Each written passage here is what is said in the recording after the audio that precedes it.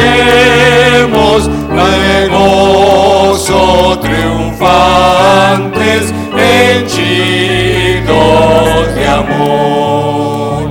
Al Rey de los cielos contemplar podremos, venid y adoremos, venid y adoremos,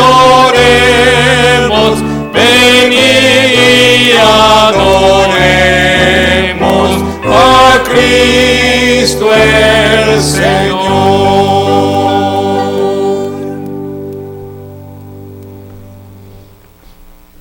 Padre nuestro que estás en el cielo, respondiendo a tu llamado, venimos y nos congregamos en la iglesia. Venimos a adorarte, venimos a cantar, venimos a orar, venimos también a meditar en tu palabra. Te queremos pedir que nos acompañes con tu Santo Espíritu. Lo pedimos en el nombre de Jesús. Amén.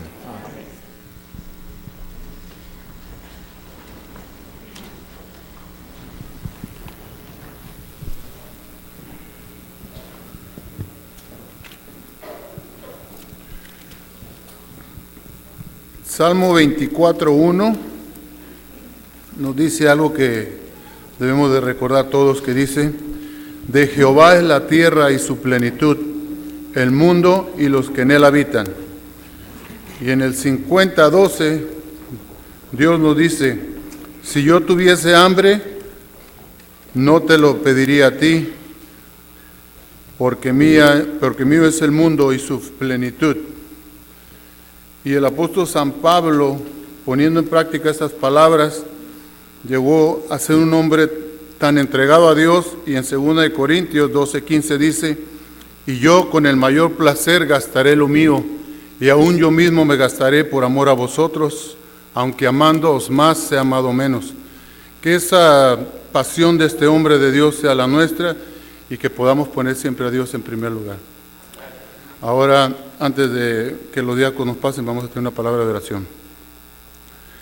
Te damos gracias, bendito Dios, por Jesús, porque es el regalo completo que tenemos para terminar el año positivamente y empezarlo contigo también. Te damos gracias por su salvación, por la vida eterna que encontramos en Él. Y te queremos pedir que estos diezmos, estas ofrendas cumplan su propósito, tú puedas venir pronto y podamos ir a casa.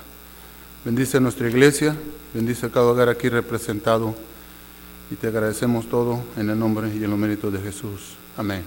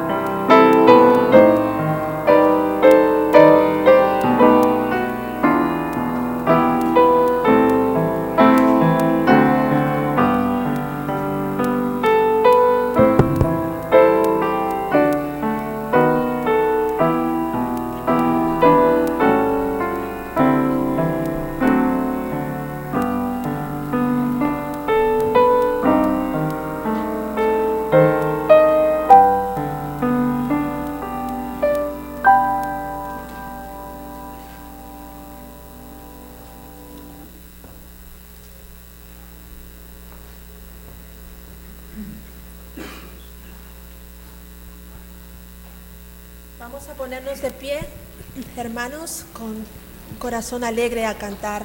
Se oye un canto en alta esfera.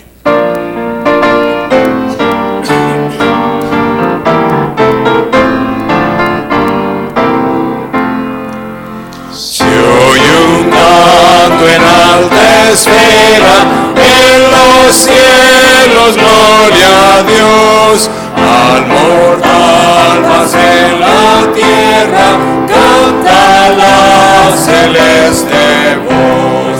Con los cielos alabemos, al eterno Rey cantemos, oh Jesús a nuestro bien, con el coro de Belén, canta la celeste voz, en los cielos gloria a Dios.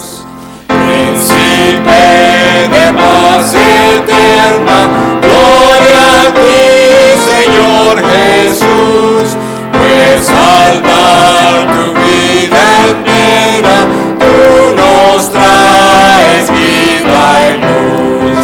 Has tu majestad dejado, y en buscarnos te has dignado, para darnos el vivir, a la muerte quieres ir. Canta la celeste voz, en los cielos gloria a Dios.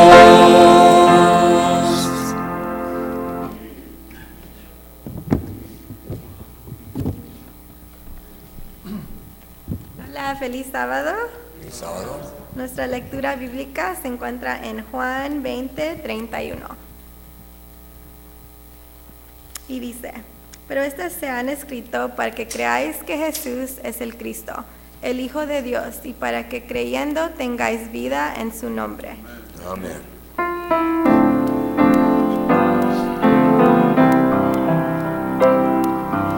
Oh Señor, al orar, mis problemas quiero olvidar, a tu trono de gracia llegar, y tu bendición alcanzar.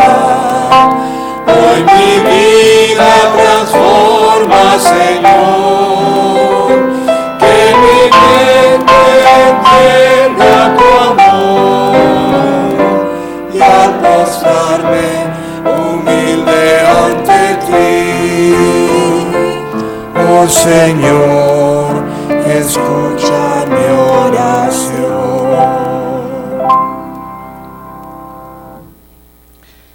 Bendito Dios que moras en los cielos. Aquí un grupo de tus hijos, Dios Santo, estamos postrados ante tu presencia.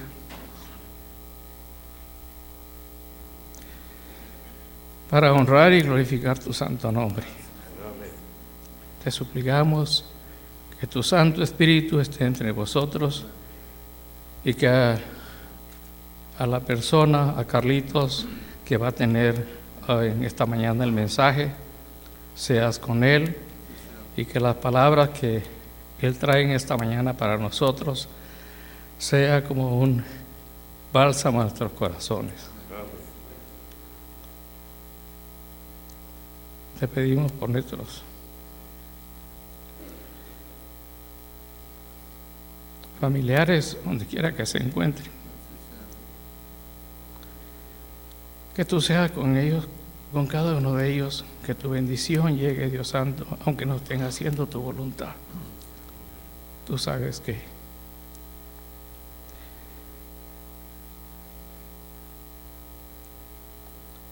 yo tengo mis hijos, Dios Santo.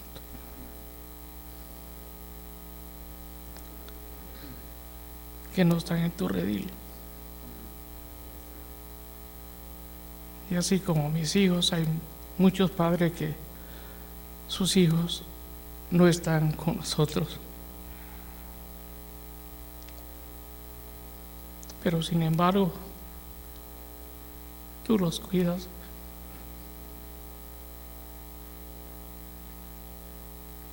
Por amor a cada uno de nosotros.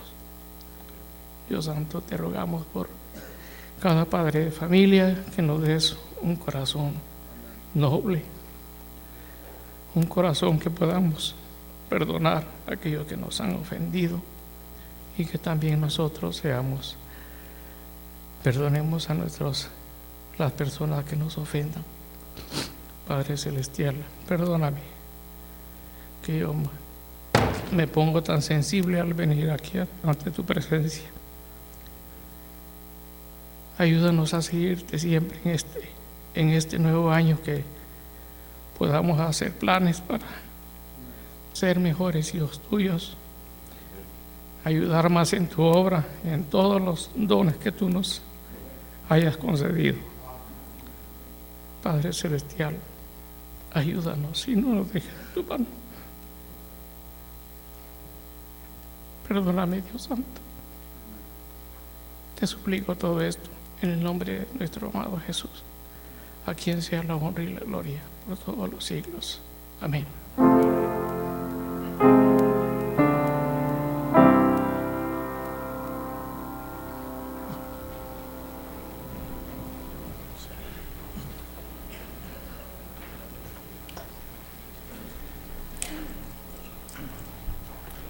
Buenos días, hermanos.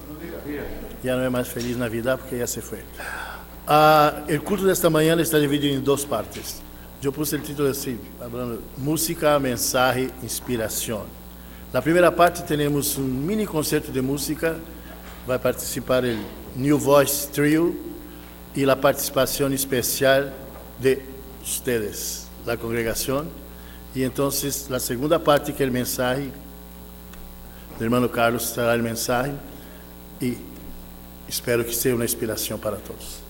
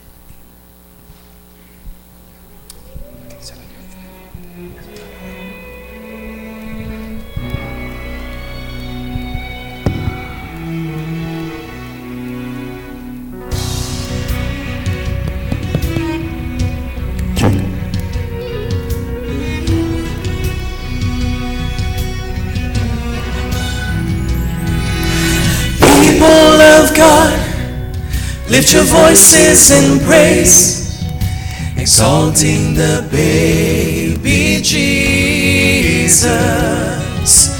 Our King was born down in Bethlehem to bring us hope and freedom. Bow down before His glory, praise His holy name. He is the Prince of Peace. Heaven and earth, let us proclaim, for there is salvation in his name.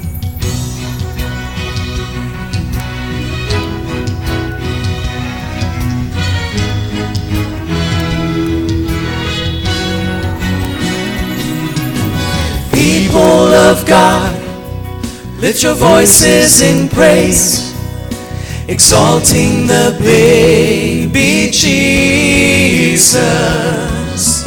Our King was born down in Bethlehem to bring us hope and freedom. Bow down before his glory, praise his holy name. He is the Prince of Peace. Heaven and earth, let us proclaim, for there is salvation in his name.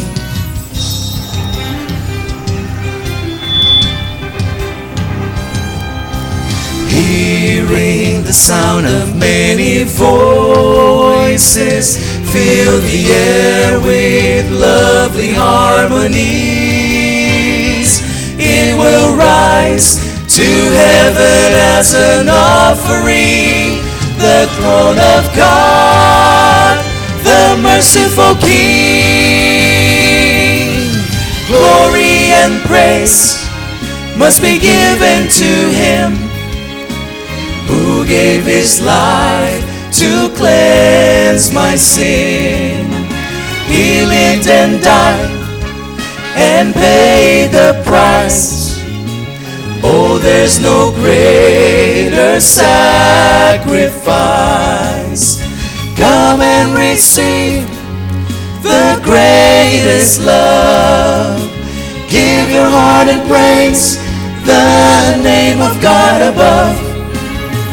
Heaven and earth, let us proclaim, for there is salvation in his name.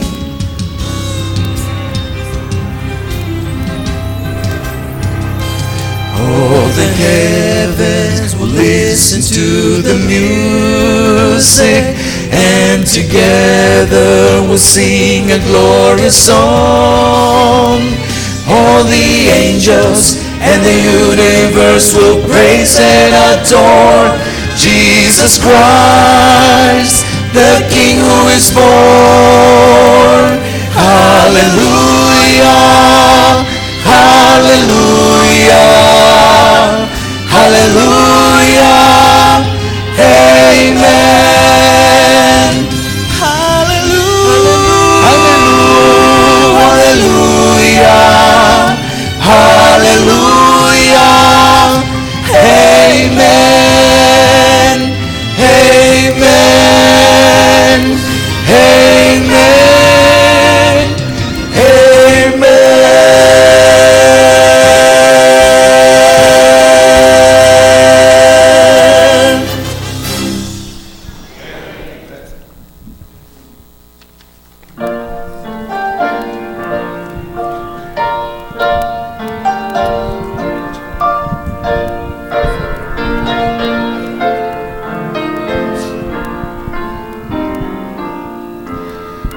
Noche de paz, noche de amor, todo duerme en derredor, entre los astros que esparcen su luz, bella anunciando al niñito Jesús.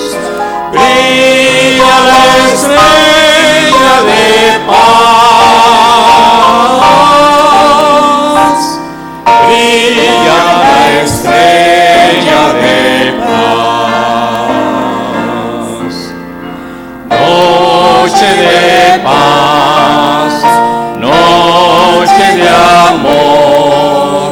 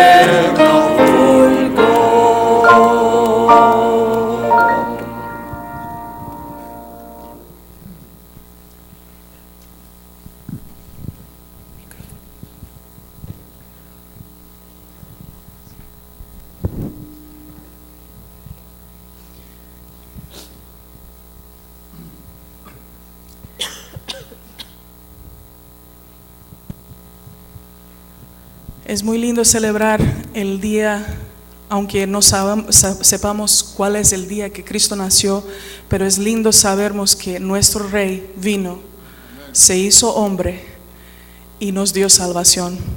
Y por eso somos muy gratos y felices.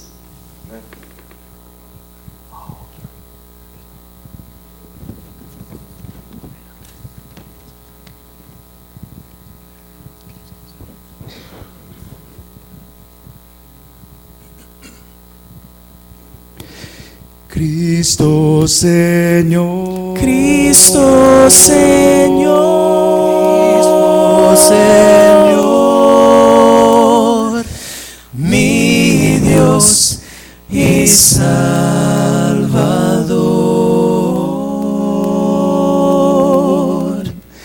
mi gran anhelo, mi gran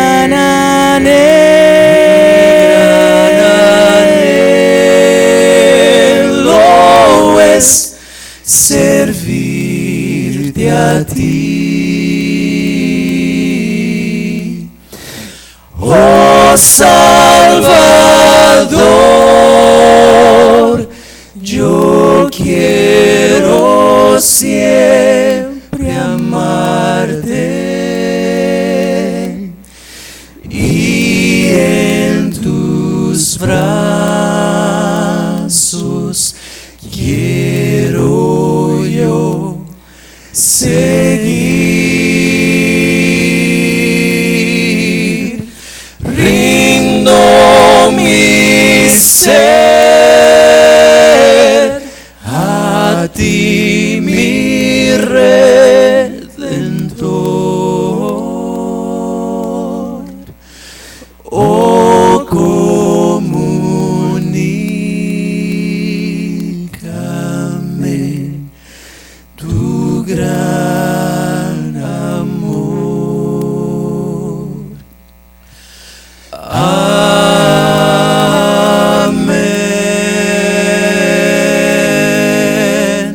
Amén. Amén.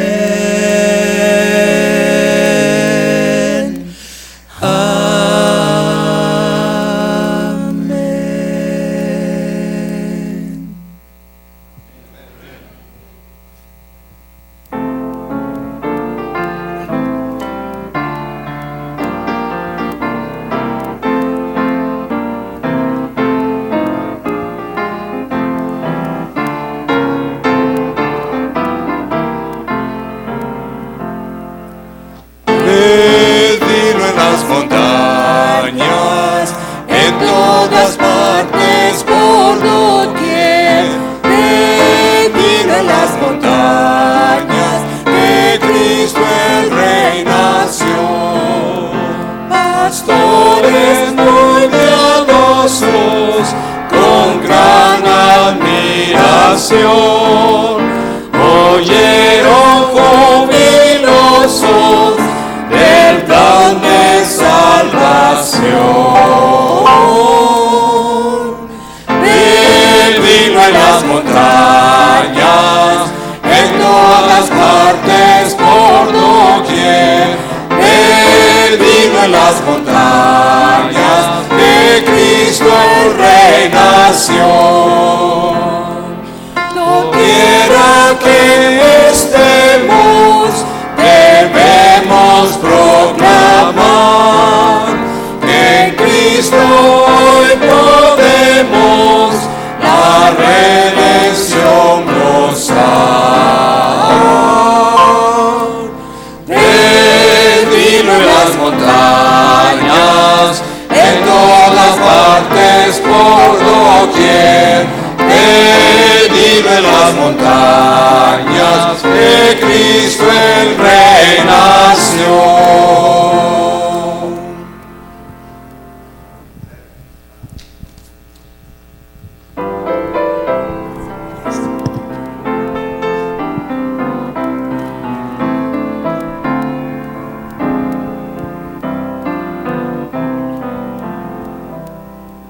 En Jesucristo, mártir de paz, en horas negras y de tempestad. Hallan las almas dulces olas, grato consuelo, felicidad.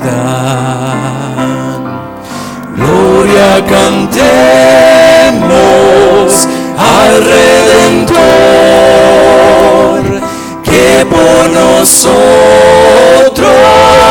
quiso morir, y que la gracia del Salvador siempre dirija nuestro vivir. En nuestras luchas, en el dolor, en tristes horas de gran tentación, calma infunde santo vigor, nuevos alientos al corazón. Gloria cantemos al Redentor, que por nosotros quiso morir, y que la gracia del Salvador siempre dirija nuestro vivir. Cuando en la lucha falte la fe, cuando en la lucha falte la fe, y este alma por desfallecer, el alma por desfallecer, Cristo nos dice, siempre os daré. Cristo nos dice, siempre os daré. Gracia divina, santo poder. Gracia divina, santo poder. Cantemos la gloria al Salvador. Gloria cantemos al Redentor, que por nosotros quiso morir, y que la gracia del Salvador siempre dirija nuestro vivir. Gloria cantemos. Gloria cantemos al Redentor, que por nosotros quiso morir, y que la gracia del Salvador siempre dirija nuestro vivir, siempre dirija nuestro vivir.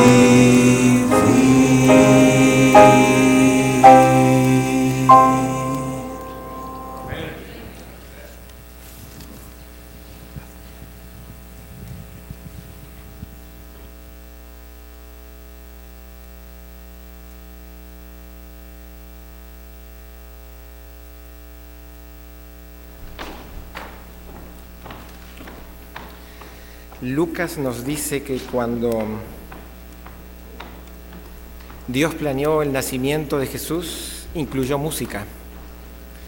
Así que gracias a Dios por la música. La música es parte de la adoración. Y gracias a todos, porque todos hemos podido participar esta mañana en la música. Pero esta mañana estamos terminando con Juan. La iglesia decidió los 4 sábados del mes de diciembre, nos íbamos a basar en el bebito Jesús en cada uno de los diferentes evangelios. Hemos hecho en Mateo, en Marcos, en Lucas, y esta mañana nos toca recordar al bebé Jesús en Juan. Juan, obviamente no tenemos ninguna foto de Juan, ni tenemos ningún video, pero la Biblia nos da ciertas características que tenía Juan. Entonces, antes de empezar a meternos de lleno un poquito en el libro de Juan, en el Evangelio de Juan, los invito a que, de acuerdo a la Biblia, podamos ver qué características tenía Juan y podamos ver que Juan era un hombre igual que nosotros, era un ser humano igual que nosotros. La primera característica que tenía Juan era que aparentemente tiene que haber sido un teenager. ¿Por qué digo tiene? Porque se cree, el Evangelio de Juan, los que estudian teología, dice que más o menos se escribió entre el 85 y el 90 después de Cristo. Sabemos que Jesús fue crucificado en el año 31. Entonces, simplemente para hacer números redondos, del 30 al 90 hay 60 años. Eso indicaría de que por lo menos Juan tendría 60 años, más de 60 años, pero por lo menos 60. Ustedes saben de que en aquellos días la expectativa de vida no era mayor de 45 a 50 años. Así que esto demuestra que Juan ya había vivido mucho más de lo normal. Sin embargo, hay ciertas características. Podríamos irnos a decir que Juan tenía 15 años. 15 más 60 lo harían con 75, que ya sería bastante.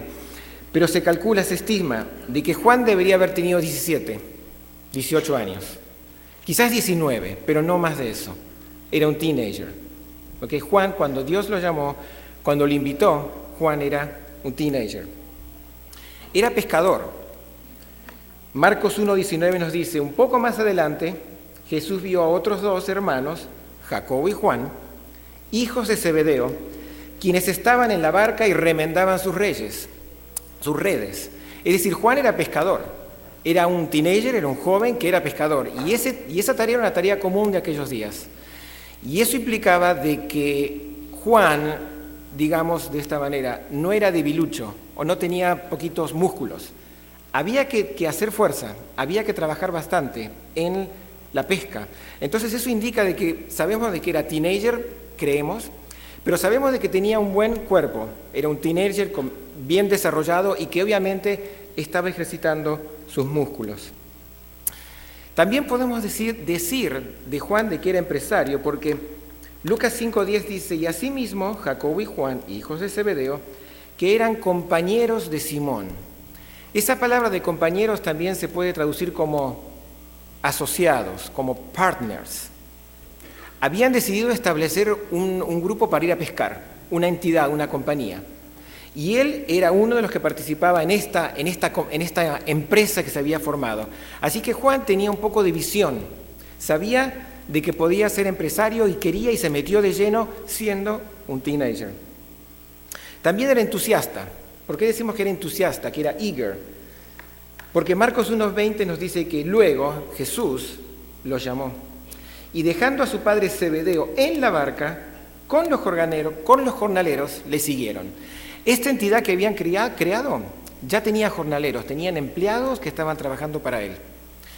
Y la Biblia nos dice de que cuando pasó, Jesús lo vio a Jacobo y a Juan y les dijo, sígueme.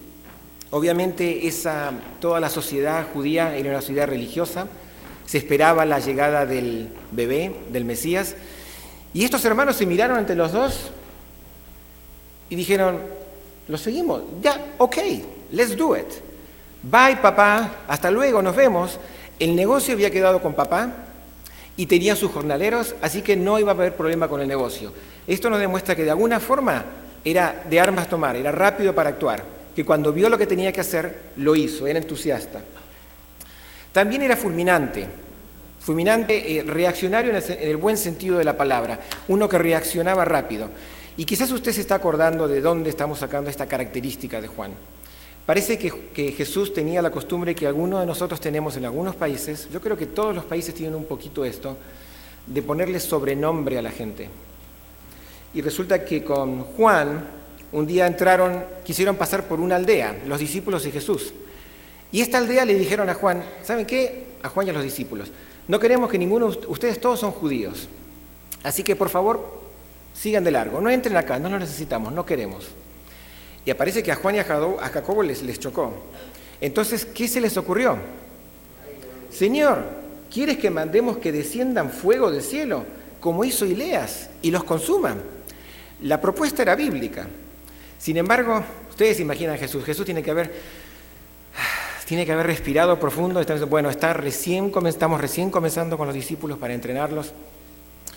Jesús les dijo, no, yo no he venido a destruir, he venido a salvar. Ni siquiera ustedes saben el espíritu que los está animando a hacer este tipo de acción. No, sigamos de largo, no hay ningún problema, ¿no es cierto? Y desde ahí en adelante Jesús los llamaba a Jacobo y a Juan hijos del trueno. Estaban listos para actuar inmediatamente, ¿no es cierto? Competitivo. ¿Por qué competitivo? María Magdalena les avisó de que había ido el domingo a la tumba de Jesús y que la encontró con la piedra movida y no había nadie adentro. Fue corriendo y les avisó a Pedro y a Juan. Y corrieron los dos salieron corriendo para llegar a la tumba, para ver qué era lo que pasaba. Corrieron los dos juntos, pero el otro discípulo, que era la forma que usaba Juan para llamarse a sí mismo, el otro discípulo o el discípulo al cual Dios amaba, ese discípulo corrió más a prisa que Pedro, y llegó al sepulcro primero. ¿De qué sirve ese detalle para nosotros? El hecho de que llegó primero, no sabemos, pero Juan salió corriendo y nos dice él mismo cuando escribió que él llegó primero. Take that, Peter. Yo puedo correr más rápido que ti. Era competitivo. Entonces, fíjese todo lo que estamos viendo de Juan. Teenager, impulsivo, trabajador, fuerte, con músculos bien desarrollados, competitivo. También era ambicioso y hasta se podría llegar a decir inocente. Jacobo y Juan se fueron delante de Jesús y dice la historia, entonces Jacobo y Juan, hijos de Zebedeo, se le acercaron diciendo, Maestro, querríamos que nos digas lo que pidiéramos. Fíjese qué manera interesante de pedir. Señor, quiero que nos des lo que estamos pidiendo, antes de decirle qué. Quiero que ahora nos digas que sí que nos vas a dar lo que te vamos a pedir. Se me hace que Jesús debe haber respirado profundo otra vez. Dice, ok, ¿qué es lo que tiene? ¿Qué es lo que quieres pedir? Y ellos le dijeron, concédenos que en tu gloria nos sentemos el uno a tu derecha y el otro a tu izquierda. ¿Qué era lo que Jacobo y Juan estaban buscando?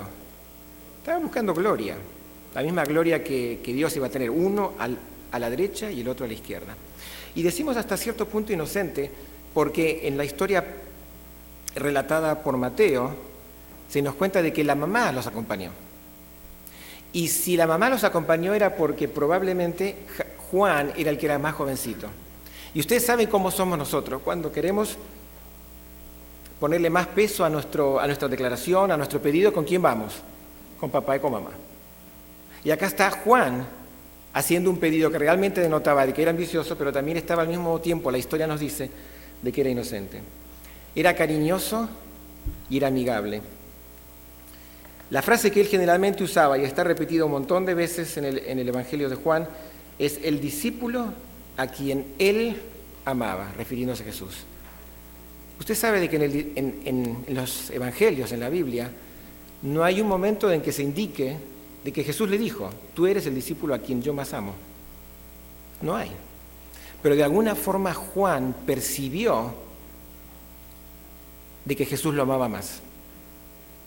Juan se acercó tanto a Jesús y Jesús no lo rechazó, que Juan pensó de que como él era el único que se estaba acercando a Jesús, acercándose en el sentido de estar cerca de él, de compartir todos sus momentos, de escuchar todo lo que decía, estar cerca de él para formar parte de su grupo, que evidentemente él llegó a pensar de que Jesús lo amaba más. Pero la Biblia no nos dice que Jesús lo amaba más realmente. En realidad lo que pasó fue que Juan se acercó más. Y ese privilegio, querido hermano, querida hermana, también es tuyo, también es mío. Nosotros nos podemos sentir igual que Juan, nos podemos sentir amados por el Señor. Pero para eso nos tenemos que acercar como se acercó Juan. Juan se acercó a tal punto que inclusive hay un versículo que dice que Juan estaba recostado en el pecho, en el seno de Jesús. Una frase que la Biblia usa para intimidad, para cercanía, para compañerismo, pero íntimo, ¿no es cierto? El mundo en una forma media sacrílega lo usa de otra forma y indica, o quieren pensar de que indica algún tipo de relación no bíblica. Pero la frase en el seno está repetida varias veces y solamente voy a mencionar una. Dos. En Juan, en los primeros 18 versículos, se menciona de que Jesús estaba en el seno de Dios, del Padre. Es decir, estaba cerca, eran uno, estaban unidos, eran compañeros, eran bien íntimos como amigos. Y también la otra es cuando se menciona cuando el hombre rico y Lázaro, que los dos murieron, ¿ustedes recuerdan la historia? Se dice de que cuando los dos murieron, uno miró para arriba y vio al Lázaro, el pobre, en el seno de Abraham. Lo único que está diciendo es que estaban en proximidad, estaban cerca, estaban juntos. Y eso es lo que evidentemente también se puede aplicar de Juan. Y ese también puede ser nuestro privilegio, estar tan cerca de Jesús, de pensar de que nosotros somos más amados que los otros. Confiable. Jesús estaba en la cruz. Y en la cruz, tratando de traernos salvación, y no solamente a nosotros, sino tratando de traer salvación a todo el mundo, se acordó de su mamá. Y como lo vio a Juan también ahí, decidió de que Juan era suficientemente confiable para encargarle que cuide a su mamá. ¿Tú dejarías el cuidado de tu mamá a alguien que no consideras confiable? Juan dijo, cuando Jesús vio a su madre y al discípulo que él amaba, que estaba presente, otra indicación de que Juan estaba cerca de Jesús. Todos los otros discípulos habían salido corriendo, desaparecieron, no se los podía encontrar. Pero Juan estaba ahí, al lado de Jesús. Le dijo a su madre, mujer, he ahí tu hijo. Después le dijo al discípulo, he ahí tu madre. Y la Biblia nos dice de que Juan recibió y trató a la mamá de Jesús en su hogar. Así que tenemos un poco de una idea de cómo era Juan, qué características tenía. Evidentemente no es una historia creada por alguien, es una persona real que tenía las mismas características que tenemos nosotros. Y es interesante que todas estas características que están mostradas en la Biblia son desde el principio. Y evidentemente nosotros podemos ver, es una de las pocas personas que podemos ver a través de la Biblia, cómo Dios lo fue cambiando de tal forma, cómo lo transformó. Porque lo podemos ver en las epístolas, en las cartas que escribió, cuál era la forma que tenía de pensar Juan, ¿no es cierto? Entonces, Juan es diferente que los evangelios de Mateo, Marcos, Lucas. Esos tres evangelios son llamados sinópticos. Alguien le puso ese nombre porque los tres evangelios son bien parecidos, están estructurados casi de la misma forma, ¿ok? Y van en la misma, van como contando una historia y van agregando hechos y contando cosas que Jesús hizo para demostrar qué es lo que están diciendo. ¿Okay? Y el objetivo final que ellos tienen siempre es demostrar de que Jesús es Hijo de Dios. Pero el Evangelio de Juan está escrito diferente. Ustedes saben de que es como que Juan se dice que escribió el Evangelio en el 85 y 90, más o menos en esos años.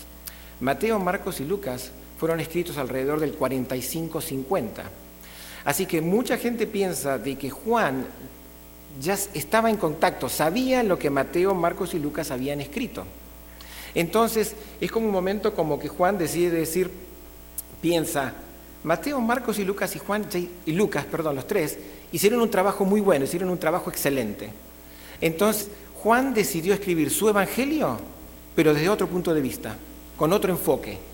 ¿Okay? Y eso lo vamos a ver cuando analicemos un poquito más. Juan no tiene muchas de las historias que tienen los sinópticos. Por eso no se lo puede comparar. Los otros tres, hay historias que están en los tres, hay historias que están en dos, hay historias que están solamente en uno. Pero más o menos la historia es la misma, es similar. En Juan, pocas, vamos a decirlo así, pocas, no muchas, pocas son las historias que están repetidas. Muy pocas historias tiene Juan que están mencionadas en los otros. Juan no tiene ninguna parábola. Y la parábola era una forma de enseñanza que Jesús tenía. Y los primeros 3 evangelios tienen mucho de eso, porque son como unos evangelios o libros evangélicos que están tratando de enseñar, tratando de mostrar lo que Dios había hecho, está tratando de instruirnos para que nosotros aprendamos y podamos saber qué camino seguir. Juan, no hay ninguna parábola, tiene muy pocas curaciones, es el que menos tiene curaciones. El que más curaciones tiene es Lucas, que era doctor, pero el que menos tiene curaciones es Juan, y también tiene pocos milagros, no tiene muchos milagros. Finalmente tiene largas conversaciones. Es el único evangelio que tiene pocas conversaciones, pero largas, detalladas. ¿Okay? Y pareciera de que en la introducción que se hace de Juan, pareciera que él repite como 2 o 3 veces este tema de Behold the Lamb. Miren al Cordero, aprendan del Cordero. Y muestra que hay entrevistas en las cuales se deja ver la divinidad de Dios, en las cuales podemos ver a Dios relacionándose con la gente. Pareciera que los otros 3 evangelios muestran qué es lo que se tiene que hacer. Y Juan dice, ok, es suficiente en instrucción, ahora necesitamos pasar tiempo con Jesús. Necesitamos conocerlos más a mano. Está bueno, todo lo que es instrucción, todo lo que es leer, todo lo que es saber lo que se tiene que hacer es correcto. Pero es importante pasar tiempo con Jesús, como amigos, tratar de caminar, tratar de entenderlo. Eso es lo que de alguna forma Juan está tratando de resaltar. Tiene largas conversaciones que solamente Juan tiene. No están en ninguno de los otros 3. La historia de Nicodemo está solo en Juan. La historia, toda la conversación con la mujer samaritana cuando fueron a buscar agua, está solamente en Juan. En Juan no va a encontrar ninguna mención acerca del Sermón del Monte, del Enséñanos a orar.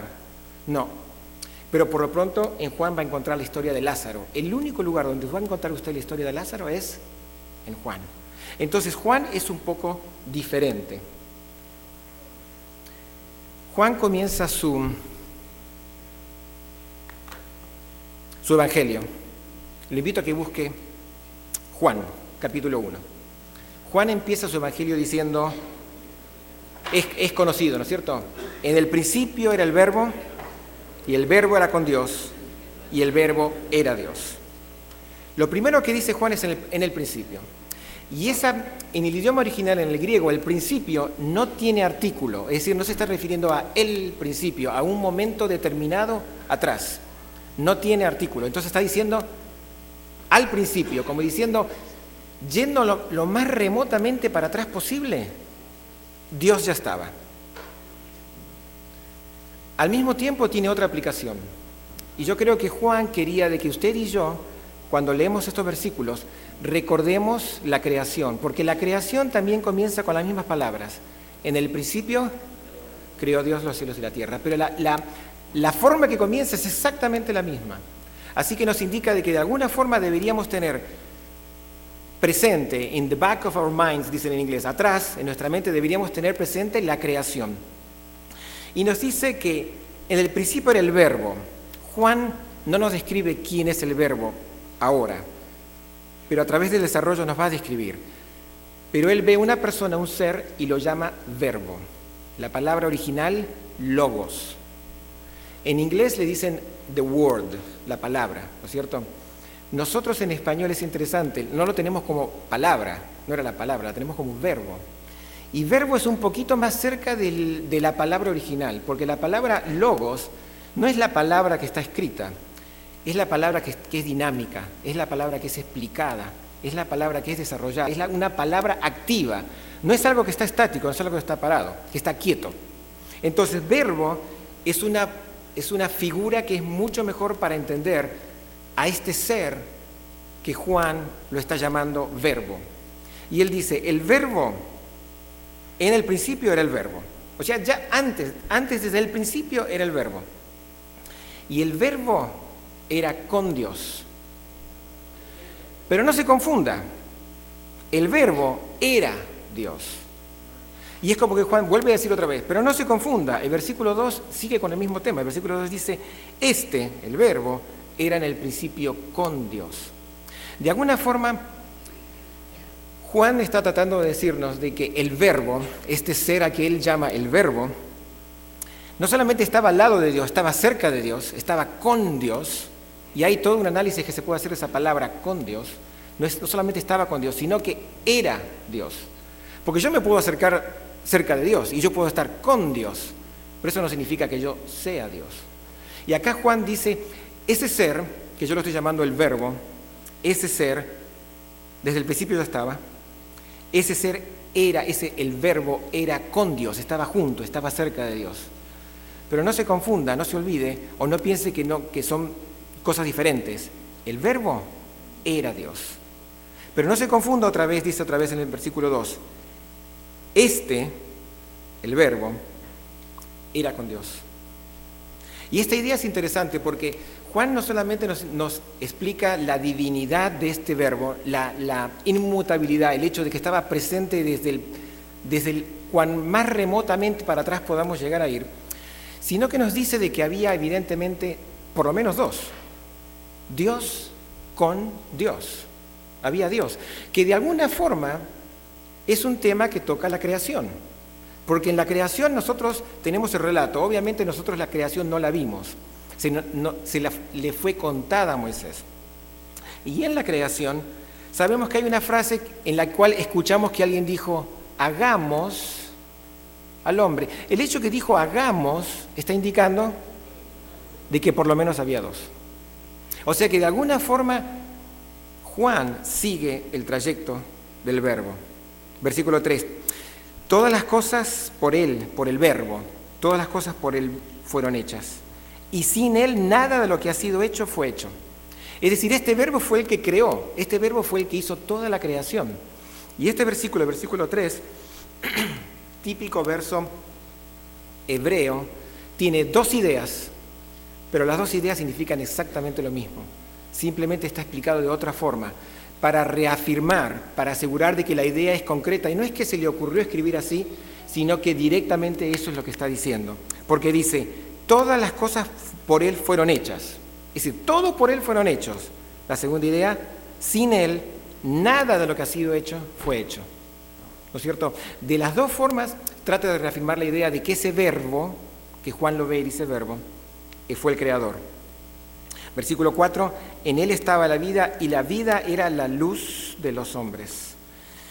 Y sabemos que la luz fue una de las primeras cosas que se desarrollaron, ¿dónde? En la creación. Así que de alguna forma Juan sigue reafirmando o sigue caminando junto con la creación. En el principio era el verbo era con Dios, el verbo era Dios. Era en el principio con Dios, versículo 1. Y el versículo 14 nos dice, aquel verbo fue hecho carne. Aquel verbo fue hecho carne. Pablo lo diría de la siguiente forma, e indiscutiblemente grande es el misterio de la piedad. Primera de Timoteo 3:16. Grande es el misterio de la piedad, que Dios se haya manifestado en carne.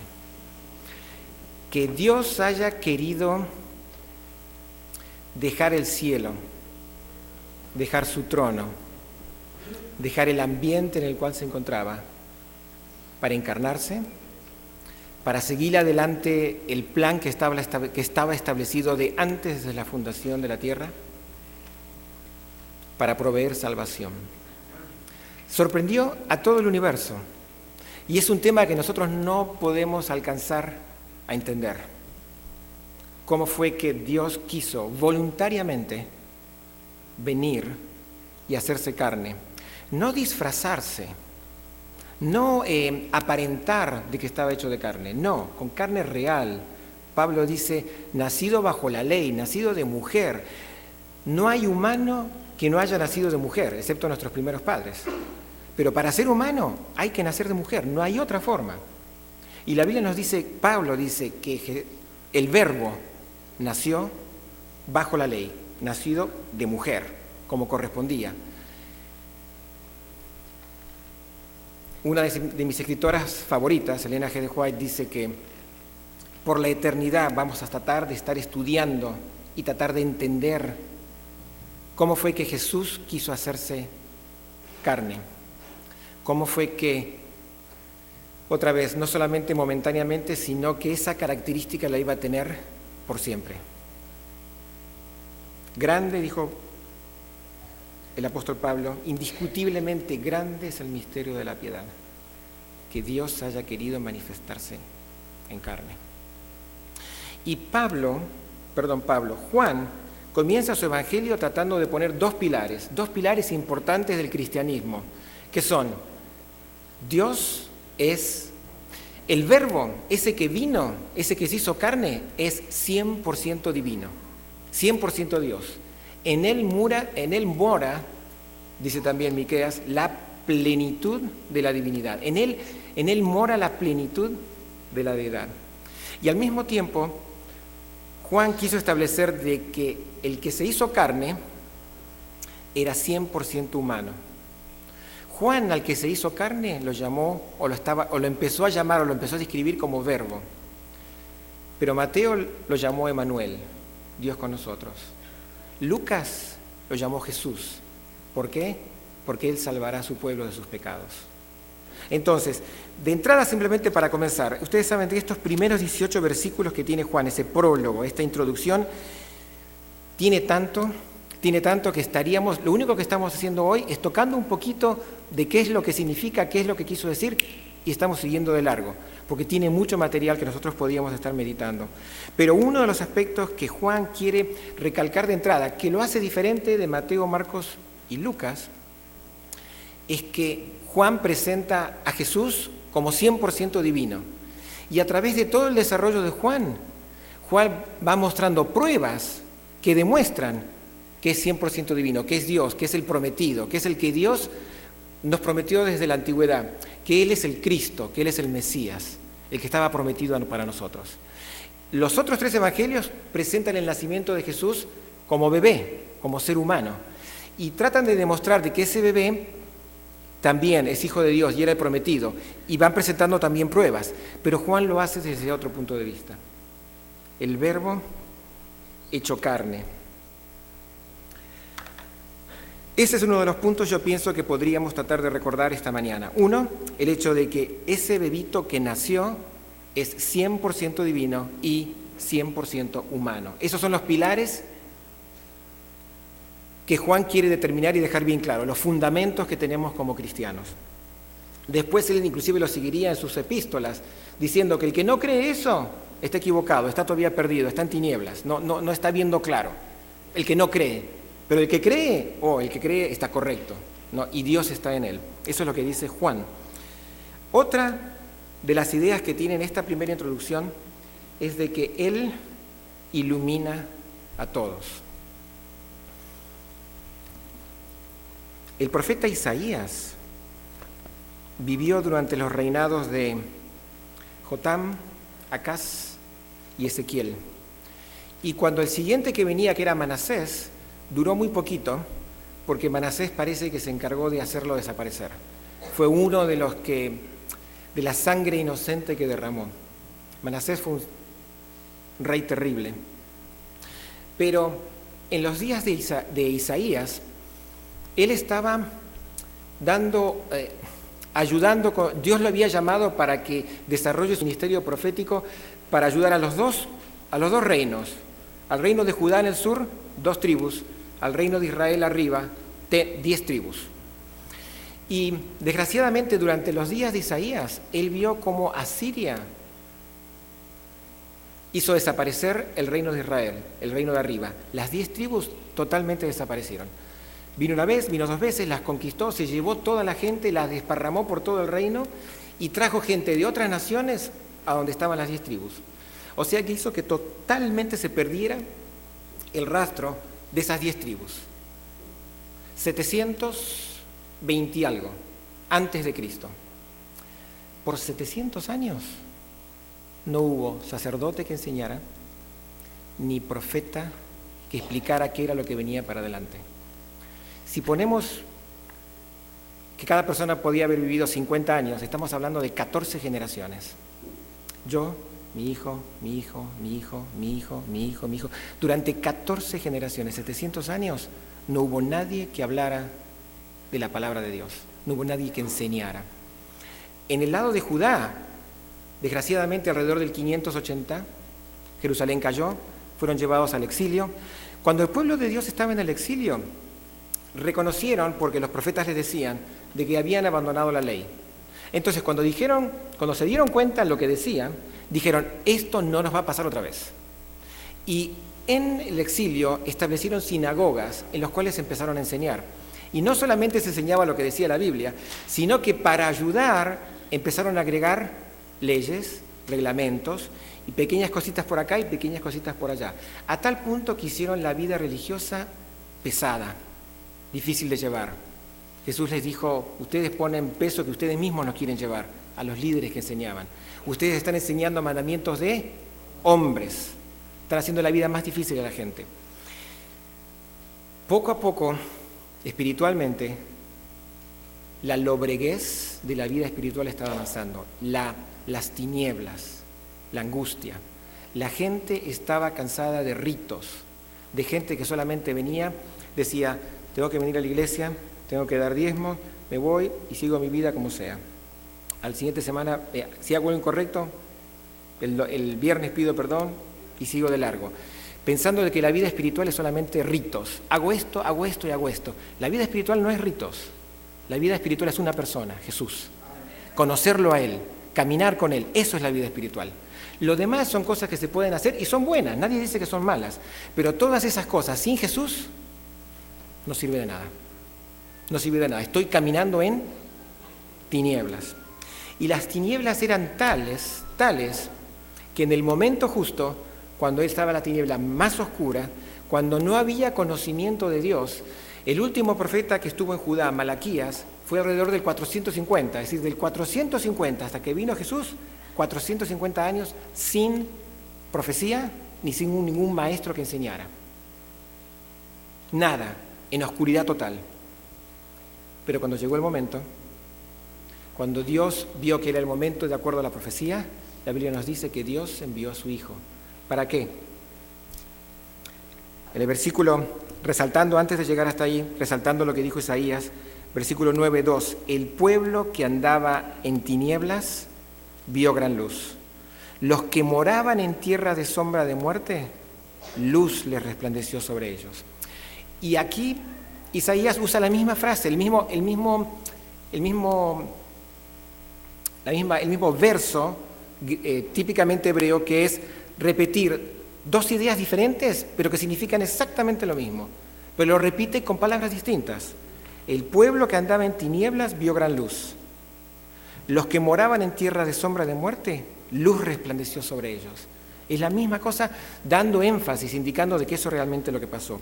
El pueblo que andaba en tinieblas, los que moraban en tierra de sombra de muerte, vieron gran luz, resplandeció sobre ellos, luz resplandeciente. Y eso es lo que Juan dice en el versículo 4. En él estaba la vida, en el verbo, en ese niño que nació estaba la vida, y la vida era la luz de los hombres. Y la luz en las tinieblas resplandece, y las tinieblas no prevalecieron contra ella. De entrada Juan nos está diciendo, las tinieblas no prevalecieron contra ella. Está indicando de que iba a haber un tipo de conflicto con las tinieblas, de que las tinieblas iban a tratar de impedir el avance de la luz, iban a tratar de hacer lo posible para que a ti y a mí no nos llegara luz. Sin embargo, Juan dice, las tinieblas no prevalecieron. Hubo conflicto, hubo problemas, hay conflicto, hay dificultades, pero las tinieblas no están prevaleciendo, la luz va a avanzar. Esta idea la sigue desarrollando Juan en el versículo 9, aquella luz verdadera que alumbra a todo hombre, a todo ser humano, venía a este mundo. Aquel que iba a poder explicar claramente cuál era el carácter de Dios. Principalmente dos características que Dios tiene, que tú y yo debemos recordar todo momento de nuestra vida. Dios nos ama. Y Dios nos ama, no que Dios nos ama así como iglesia, como grupo, no, Dios nos ama individualmente. Dios sabe individualmente por dónde estamos yendo, Dios sabe qué es lo que está pasando en nuestra vida. Dios quiere ayudarnos, quiere que caminemos con Él, no para su beneficio, para nuestro beneficio. Dios quiere acercarse como un amigo que tiene más, que quiere ayudar a un amigo que tiene poco, que le falta, que necesita ayuda. Y Dios se quiere acercar a nosotros. Aquella luz verdadera que alumbra a todo hombre venía a este mundo. Jesús mismo usó esa idea cuando en San Juan 8:12 Jesús está hablando y dijo: yo soy la luz del mundo. En la fiesta de las cabañas había un momento en el que en el templo había 2 columnas bien grandes que eran establecidas y que eran todas luminosas. Y que ese día, en los días de las cabañas, todo rincón del templo quedaba iluminado durante toda la noche, indicando la promesa de que algún día iba a venir uno que iba a ser la luz. Alguien que iba a permitir poder seguirlo y poder alumbrar por el camino hacia donde estábamos yendo. Y en esa reunión, en el templo, Jesús dijo lo que está en el versículo San Juan 8:12. Jesús dijo: yo soy la luz del mundo. El que me sigue a mí no andará en tinieblas, sino que tendrá la luz de la vida. Y finalmente, en Juan 12:46, Jesús otra vez hablando, dice: yo, la luz, he venido al mundo para que todo aquel que cree en mí no permanezca en tinieblas. ¿Te imaginarías vivir tu vida en tinieblas? ¿Te gustaría vivir en tinieblas? Yo pienso que ninguno quiere, pero podemos ser engañados a pensar de que estoy bien como estoy. Dios cumplió su parte del pacto. Cuando llegó el momento, Dios nos mandó al Verbo para que naciera. Y que no solamente indicaba de que era 100% humano y 100% divino, sino que vino para darnos luz, para que nosotros podamos saber por dónde caminar, para que nosotros podamos ser guiados por Dios y podamos al final recibir lo que cada uno de nosotros queremos. Lo que tú quieras, lo puedes encontrar en Jesús. Juan decía que era el apóstol más amado, se consideraba, y era porque estaba más cerca. Pero déjenme que le recuerde un aspecto de la vida de Jesús. Cuando Jesús fue tomado prisionero, el que se quedó al lado de Jesús fue Juan, porque Juan seguía de cerca. Más atrás había un discípulo que seguía un poquito de lejos, no de tan cerca, porque no quiero que nadie me confunda, no piense que yo estoy, o no sé qué me dirá la familia, o no sé qué me dirán mis amigos. Yo camino de un poquito más atrás, de lejos, ahí a la vista lo tengo. Pedro, que no tuvo la valentía de caminar con Jesús, estaba por allá atrás, mezclado con toda la gente, tratando de seguir. Y los otros 10, ni sombra, si miramos para atrás, no se sabe dónde estaban los otros 10, estaban escondidos, alejados. ¿Cómo te gustaría caminar? ¿Te gustaría caminar a Jesús de tal forma que ni siquiera te podamos ver? ¿Te gustaría caminar a Jesús un poquito de lo lejos? Dobló a la derecha, doblamos toda a la derecha. Pero de aquí hacia lo lejos, como caminó Pedro. ¿No te gustaría caminar como caminó Jesús? ¿Como caminó Juan con Jesús? ¿No sería lo ideal que caminemos como caminó Juan? ¿Por qué no nos ponemos de pie y terminamos con una oración?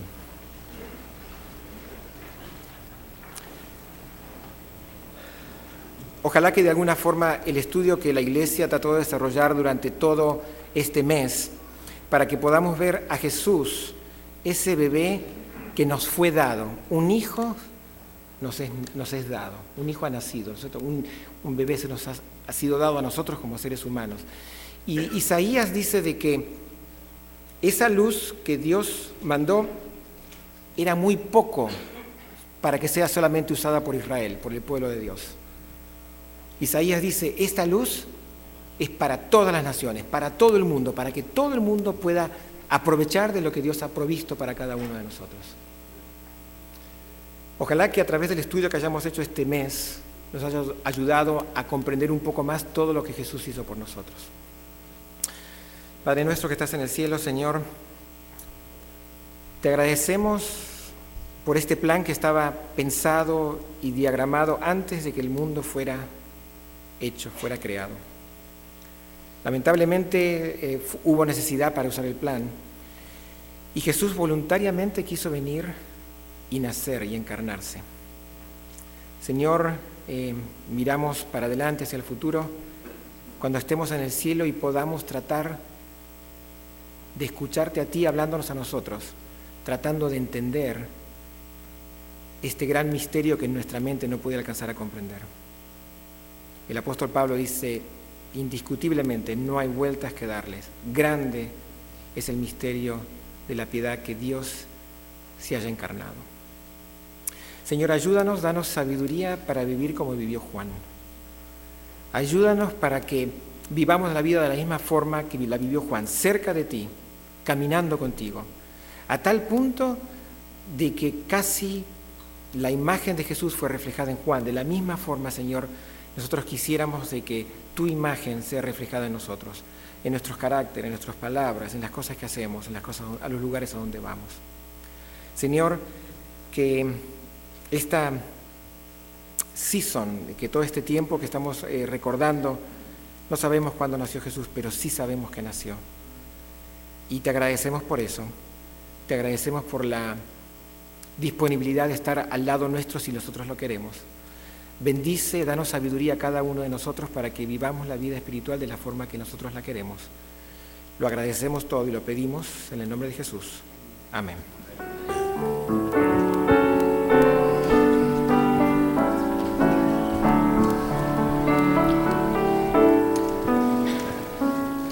Que la gracia de Jesús, el amor de Dios el Padre y la comunión del Espíritu nos llenen hoy. Que la gracia de Jesús, el amor de Dios el Padre y la comunión del Espíritu eterna perdure por siempre en nuestro corazón.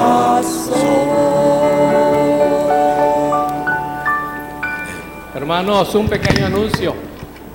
Yo todos los viernes en la mañanita voy y recojo pan aquí en una marqueta del Bons y la traigo para el gimnasio, y hay bastante pan para que mis hermanos lleven, porque últimamente estoy tirando hasta 2 cajas de pan que me quedan y eso no está bien. Así es que pasen, lleven su pan, por favorcito. Gracias.